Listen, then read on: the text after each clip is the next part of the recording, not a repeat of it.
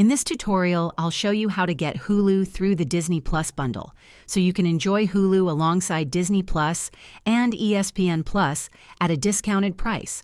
Let's get started.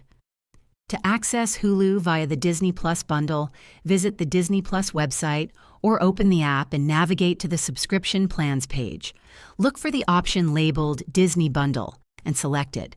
This bundle includes Disney Plus, Hulu ad-supported, and ESPN Plus at a reduced monthly cost. If you prefer an ad-free experience, you can upgrade Hulu to the No Ads plan for an additional fee. Follow the prompts to sign up and create accounts for each service if you haven't already. Once subscribed, you'll receive an email from Hulu with instructions to link or create your Hulu account. Visit Hulu.com or download the Hulu app, log in, and start streaming your favorite shows and movies. For offline viewing, download eligible content while connected to Wi-Fi and access it later in the Downloads section. Ensure your payment details are updated to keep your bundle active.